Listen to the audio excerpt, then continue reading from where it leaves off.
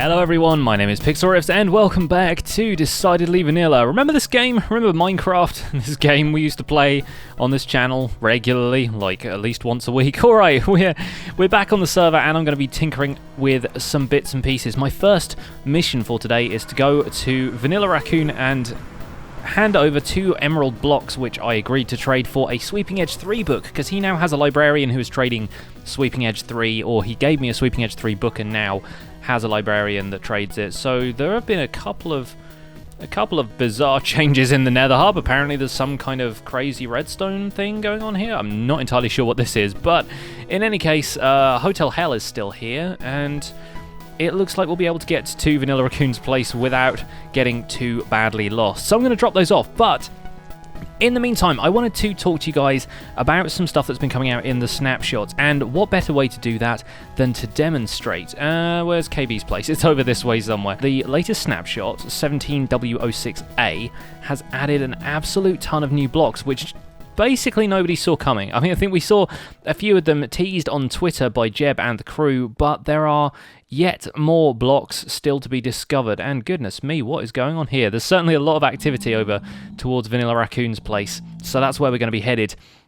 And I'm going to hop into a creative world, and we'll play around with some of these fancy new blocks. So, here we are in a brand new untouched super flat world, and we're going to check out some of the new stuff that's been added in snapshot 1.12 First of all, you may notice something a little bit different about the colours of wool. They're looking a little bit brighter, and as I discussed in a previous episode, the colour palette has been updated a little bit for these guys, and some people are finding this a little bit controversial. Some people are finding that they've found wool in their builds which is just not looking quite like it's looking a bit out of place now, basically. And yeah, I'm actually quite happy with the fact that the wool colours have been updated. I never used wool that extensively in my builds anyway, so the fact that they've brightened up the wool palette is actually okay for me. I'm not finding myself too distressed by the whole endeavour. I think it's actually quite a good move on Mojang's part, especially considering some of the other blocks they've added in this latest snapshot. And obviously this is still, as with all snapshots, subject to change, so we're probably going to see a couple of tweaks here and there, but they're all feeling pretty confident about the wool palette, and a lot of people online that I've seen chatting about this have not really said that it's a great problem for them, so that's okay. Further down, you'll notice that the stained clay palette is all still as it was, much to the delight of everybody who builds with stained clay, but down here, we have ourselves this stuff. This is concrete. And below that is concrete powder. Now, what is the difference between these? You probably know this already, but the concrete itself is essentially what a lot of people seem to want from stained clay, which was a perfectly unfiltered color palette of building blocks with a very smooth texture.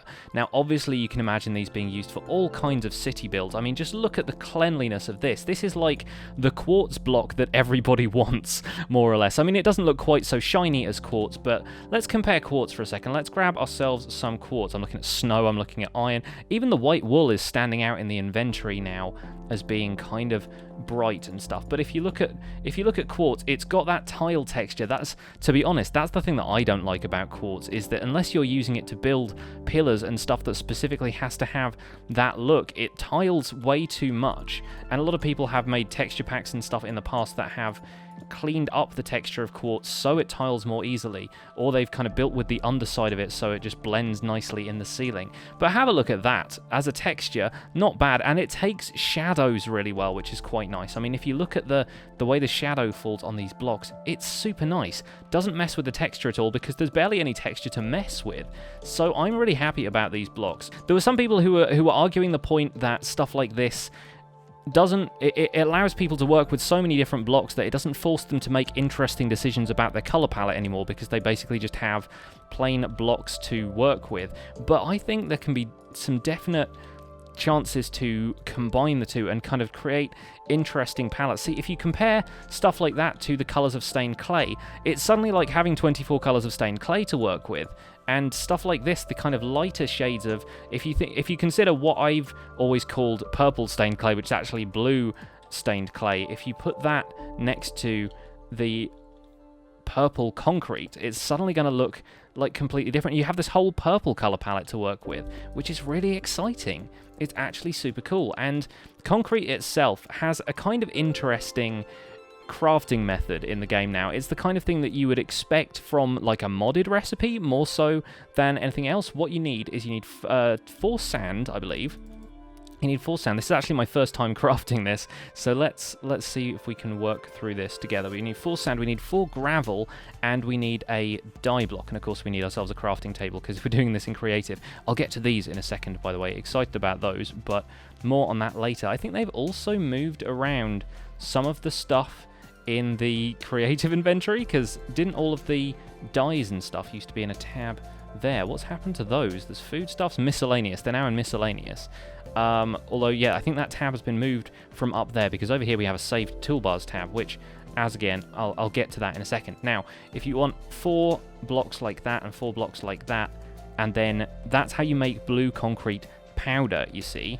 I don't know if it matters. It's not a shaped crafting recipe. Okay, that's something that I actually had a question about. So you can put this in basically any pattern you want, but it's 4 gravel, 4 sand, and a dye block gets you concrete powder. And the concrete powder is essentially kind of like sand, but in a variety of colors. It's even got a slightly different pattern to sand from what I can see. Let's actually get a sand block here to compare it with.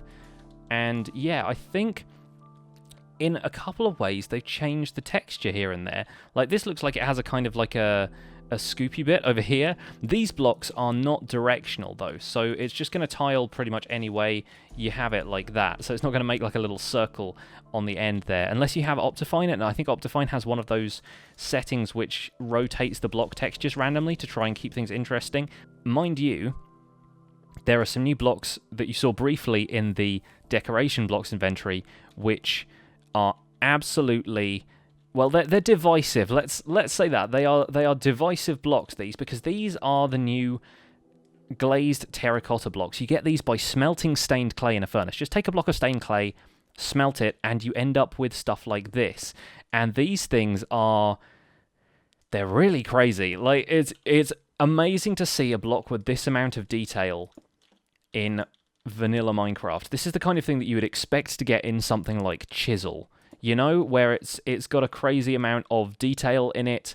It's meant to be a kind of decorative block, and some of them are really weird. For the color palette, for example, somebody did an analysis of this. This is the orange glazed terracotta block, and you'll notice that it's not very orange. A lot of this is blue, and people have actually done a kind of analysis of this and found out that it was something like, on a pie chart, it was like, I guess like 3/5 blue to 2/5 orange, plus a little bit of white thrown in there. So people were kind of miffed by that. People were a little bit confused.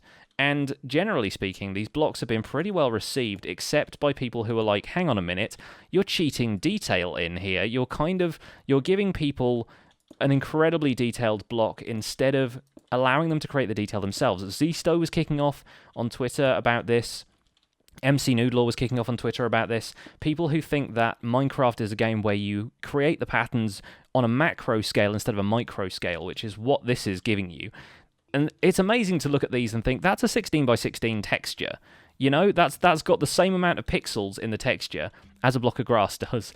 And there's just so much more detail. But there are definitely a lot of things you can do with stuff like this, and a lot of the time people seem to just be making them into these little 4x4 or 2x2 squares. They're kind of like four wide squares, and just building them like that. And so it's got a circle in the middle, and it's flanked by these kind of shell patterns. This is the blue glazed terracotta, and they're just kind of putting those as a centerpiece in the middle of a floor. And with the new palette, it's actually not looking too bad. If you put something like the blue concrete around this, put a combination of blue and black concrete around this, and see how well it blends in, it's actually going to look really nice when you look at it like this. But even more so than this, there are other things you can do with them. For example, let's extend this out this way a little bit. It doesn't work so well with this one necessarily, but some of the other shapes actually allow you to do some really interesting patterns. I think this is one of them, where if you just have stuff happening at a diagonal, it actually creates a really interesting texture to the whole thing. But the problem with these is they're directional blocks, so you kind of have to get used to which way round the texture goes for it to be directional. So that's why I'm kind of fumbling my way through this right now. But if you go like that, and you go like so, and if you kind of keep turning around like that, then you get a kind of diagonal pattern that you can use to border a room in a diagonal way. And it's a diagonal texture is almost unheard of in Minecraft. It's not really something we've had a chance to play with before. So that's a really interesting one. And I've seen people laying down minecart rails on top of these, and it just looks really funny because obviously like the zigzag pattern on the rail, it kind of underlays that a little bit and gives you a background almost to the rail. So having patterns like that to play with is really interesting, and a lot of these patterns will actually intersect and overlap in weird little ways. So it's super cool. I'm going to play around with these a little bit more and see if I can come up with some fun designs off camera, because this is really the first chance I've had to pop in and play with these. But look at that red. The red is actually really nice. I've not really seen many people doing stuff with the red, but the red is pretty cool looking if you ask me. And the lines all seem to connect up in different ways, so there's a lot of stuff you can do with these. Alright, I'm going to play around. I'll play around. I'll come back to you guys in a second if I've come up with anything super cool. So here is just something I threw together, and it's not great, but it's getting there, and it's an example of how these textures from each of these differently coloured blocks can actually overlap and combine in beautiful ways. I am really, really happy with these two in the middle. That is green, regular green, not lime green, because that's the lime green out there on the border.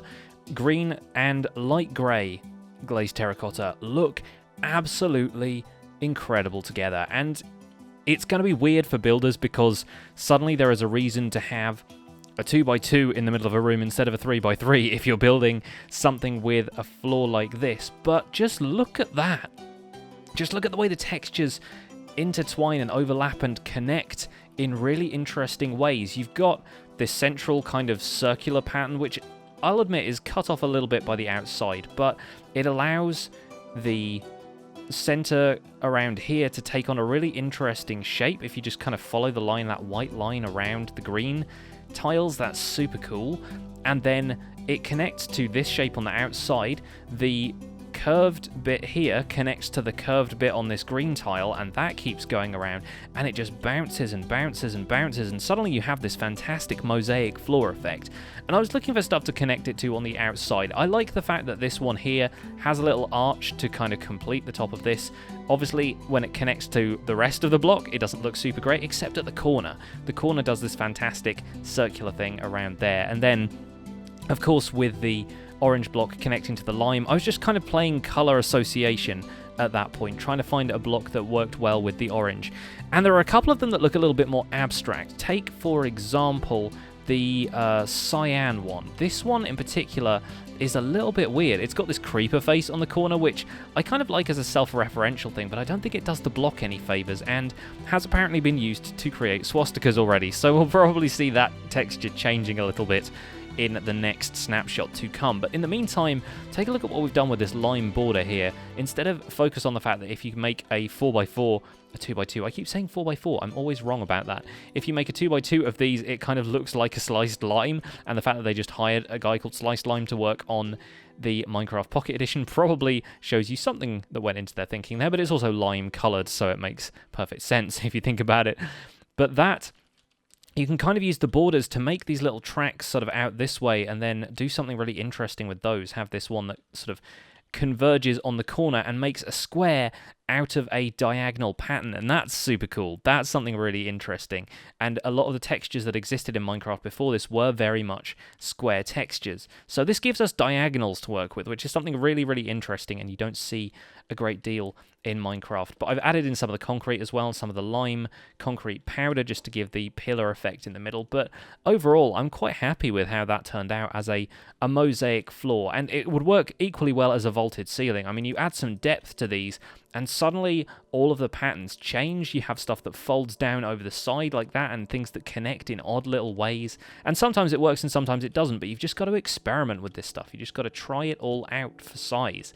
See how it suits you, and you can create new patterns on the fly. You can do something completely different. That itself looks like a kind of whirlpool sort of pattern, so there's endless stuff you can do with these, and you can just spend loads of time tinkering with them. Now, I would absolutely recommend doing your tinkering in creative mode before you get into survival, because goodness me, I broke and placed a lot of blocks just to get all of these to line up in the right direction. So you're going to have to get familiar with these in creative before you do anything with them in survival, unless you want to break and replace a whole bunch of blocks. But I'm really happy with this. I think it's pretty cool. One other cool thing that they've added is the ability in creative mode, not in survival, because why would this work in survival, but in creative mode, you can now store and retrieve hotbars for building. So by pressing Control 1, I can now save this toolbar that I've got with the terracotta and the stone bricks on it, and I can recall it using Shift 1. So I'm going to just get rid of it by pressing Shift 3. And obviously the crouching animation plays into this a little bit, so it looks kind of weird at first. But then if I press Shift 1, brings it back. If I press Shift 2, I bring up a palette of all of the white building blocks in the game, of which there are now an absolute load thanks to the addition of bone blocks, the new concrete. You've got snow in there as well, you've got iron, you've even got diorite, although that's kind of... just get out of here. we have an awful lot of blocks to work with now. Suddenly Minecraft has a ton more blocks than it used to. And this is obviously, like I said, still a snapshot, so things are going to change, but it's exciting that things are changing. And I, for one, am still a little bit skeptical about this whole new detail in a single block thing, but you can use it or you can not use it. That's the funny thing about Minecraft, is that a lot of people seem to think because a block exists, you've got to use it somewhere. You don't. You can just ignore these blocks like they're not there if you feel like you're not getting something you want to use. I, for one, I don't think I've ever really used red sandstone in a build. Like, I don't build with sandstone a great deal. Red sandstone even less. It's difficult to obtain. You can't, in survival you can kind of craft it, but then you've used a ton of red sand to do that, and it feels kind of wasteful. There is no reliable new source of red sand or red sandstone. You can just about get it when when mesa biomes form in with caves and stuff, but that's it. So stuff like red sandstone goes underused. The same goes for stuff like this, I think. You'll probably end up not using them nearly as much as you think you will, despite the fact that they are here, they are new, and a lot of people are going to be finding interesting ways to do stuff with them. Concrete powder, by the way, I didn't really mention this before, has the same physics as sand as well. It drops. So there are going to be interesting ways of fiddling with this to produce some quite interesting effects. I've already seen people do fantastic stuff with shooting up into the air with slime blocks, and the fact that the concrete blocks actually set in water. Let me give you a quick example if I can. I can't find anything now that they've moved around the creative inventory even a little bit, but let's say we dig a hole of water here. If I pop the concrete powder in like that, once it hits the water, it actually sets, or it should set. I don't know what on earth's going on here. There we go. Okay, so it has to still... you can't just push it into a 1x1. Apparently there has to be water flowing into it for it to set properly. So I'm just placing lime concrete powder there, and it's immediately changing into lime concrete. Kind of fascinating. So a 1x1 of water will not cut it for this stuff. You actually have to use at least a 2x1, because then you can just pop it in there, and then the water block next to it turns it into concrete powder. Won't absorb on its own though. Interesting. But I've seen people use this to create pop-up pixel art, which is really exciting. It's kind of an interesting thing, and I wonder if they're going to be using the same mechanics once the snapshot makes it into vanilla, because people have been basically loading a bunch of the concrete powder into a single space using, I think, a fence or something like that. If you pop a fence down here, let's see if we can recreate the effect. But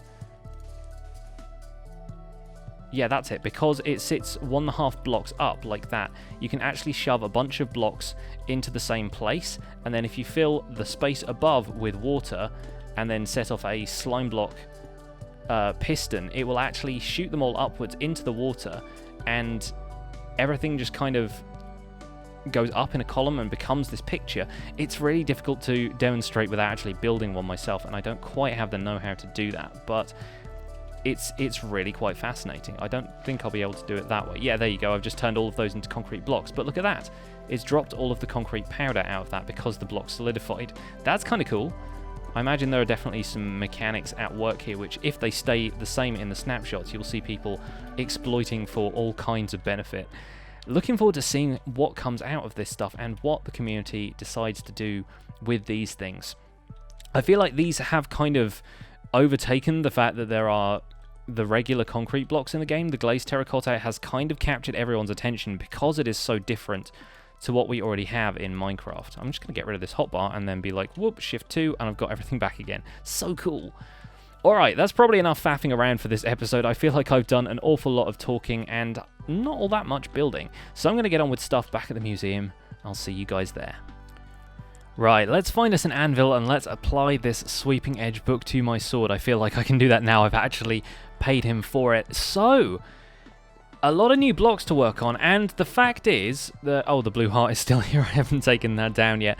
The fact is that we are going to have to increase the amount of... 37 levels? Really? Gosh, well, at least I've got them.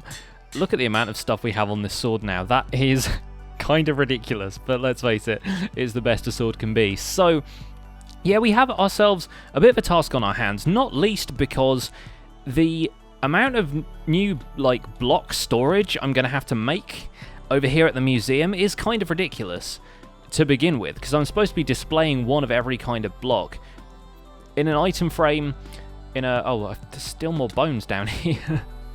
I didn't find all of the bones when I was pranked by Paige and the Great Papyrus in the last episode. So, yeah, we have to make a lot of storage for a lot of blocks, and it's going to be a bit of a task. It's really going to be quite immense at this point. So I'm not sure what I'm going to do as regards that whole business.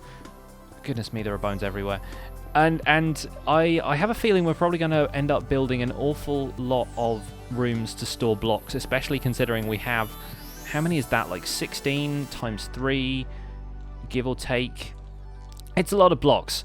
I can't do the maths in my head right now, but it's a lot of blocks. It's somewhere in the region of like 50 at least. And goodness knows what they're going to add between now and the release of 1.12. So we've got a lot of stuff to do, and I'm going to have to do an awful lot of building here at the museum in order to take it all in. And let's face it, I'll probably end up doing a fair bit of that off camera, because when I do stuff on camera, I never get anything built. I build a giant wither. That's what happens. So I'm going to leave it there for you guys. I'm going to start building some cool stuff over here at the museum. I'm going to start actually building out some more of the structure of it, but that's the boring stuff. That's the stuff I don't necessarily need to show you, so you will see it when a little bit more progress has been made. But for now, that's going to be it for Decidedly Vanilla. Thank you guys so much for watching.